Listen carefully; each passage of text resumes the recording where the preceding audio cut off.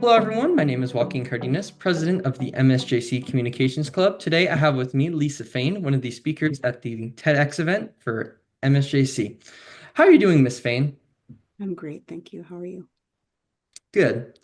Let's get started with the first question. Do you mind if we record this so that we could put it on our websites? Sounds great. Thank you. So let's go with the first question. Can you tell me a little bit about yourself and your professional background? Sure. I started my professional career as an attorney. I worked in a large law firm in Chicago, Illinois for about 10 years. And then I went in-house to a company that was getting poised to go public as an IPO as their internal labor and employment lawyer.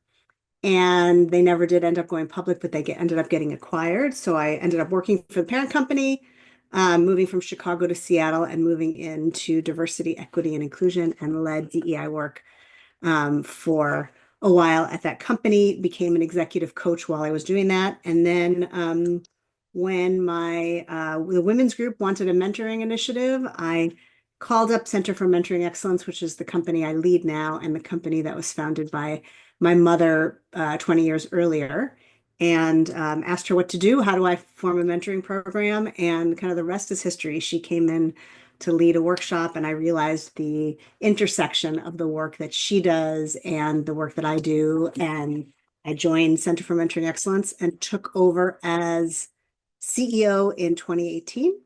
And rest is history.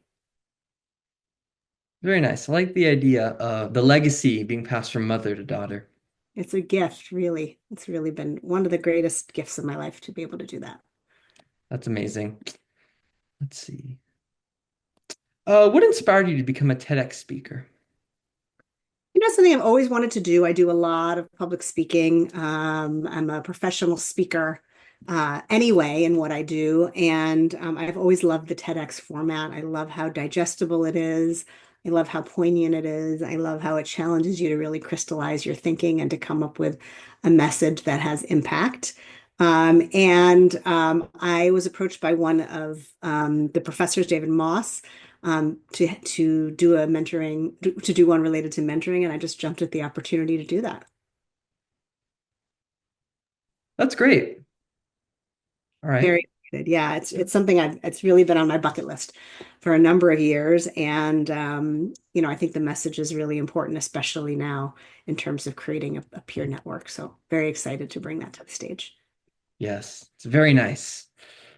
What's the main message of your TEDx talk?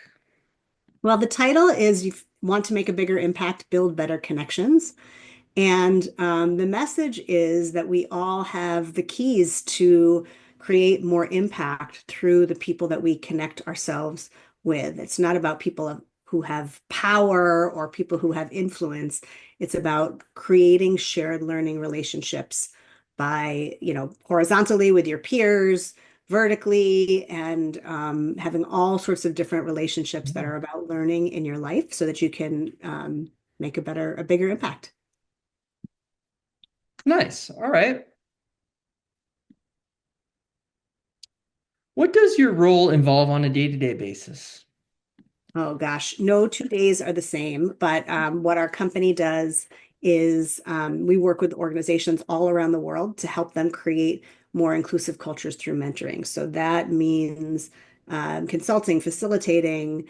I do a lot of course design, consultation with organizations on how to create and sustain mentoring initiatives. As I mentioned before, I do a fair amount of keynote speaking, and every day is different. I'm on the road a fair amount, but when I'm home, I'm often leading webinars or trainings or designing courses, working with our very small but mighty team to really help companies create excellence in mentoring. So very, very different every single day. I can't say that there's been a typical day in 10 years. That's amazing. It's something new every day, allows you to keeps you on your toes. Exactly, exactly. Nice. Have you faced any big challenges in your career? And what are some of your accomplishments that you are proud of? Oh goodness.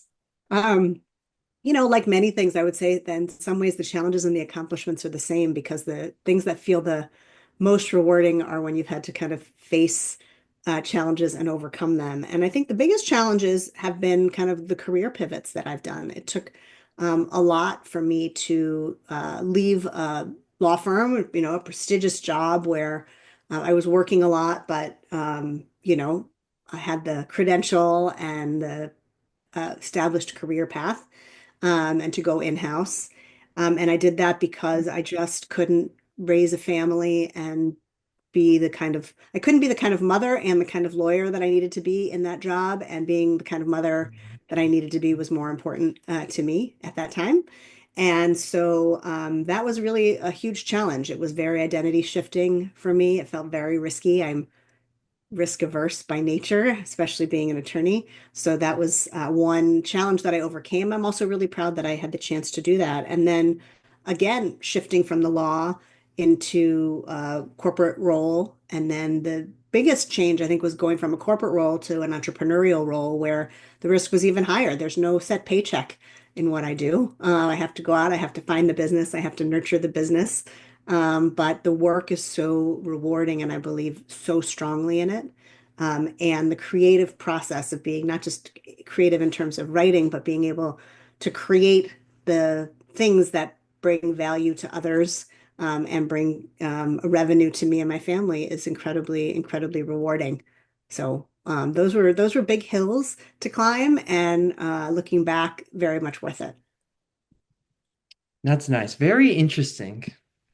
A lot of Lots work you put in, but the reward is immense. Yeah, and there's always lots of pivots, Joaquin. You picture it early in your career that there's going to be one path, and the truth is there's not one path, there's many paths. So it's lots of choices along the way.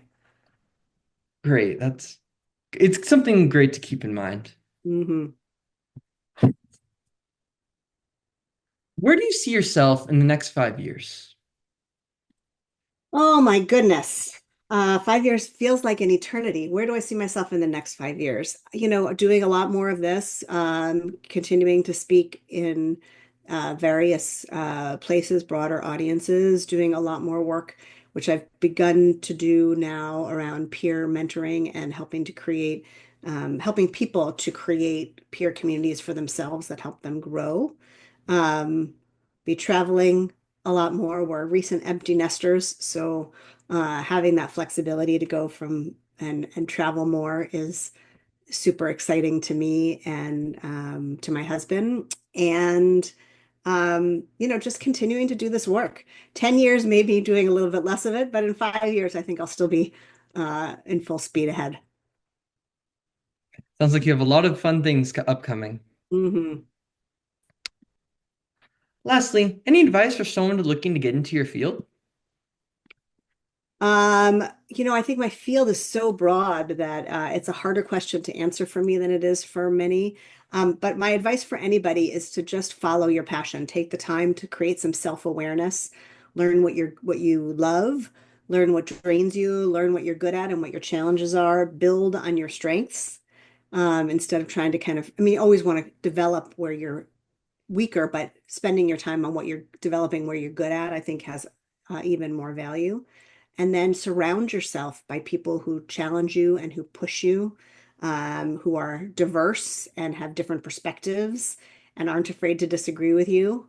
And you'll find yourself in this field or any other field. I think that's good advice for anywhere you go. Thank you. That's a lot to keep in mind. Thank you. You bet. Thank you. Well, I'd like to thank you once again for taking the time to speak with me. My pleasure. Thanks so much for inviting me, and I'm looking forward to seeing all the TEDx talks and meeting the rest of the community. Thank you. And make sure everyone to go watch Lisa Fain's speech. And once again, thank you, Lisa. And I hope you have a good day. Thank you. Thanks so much, Joaquin.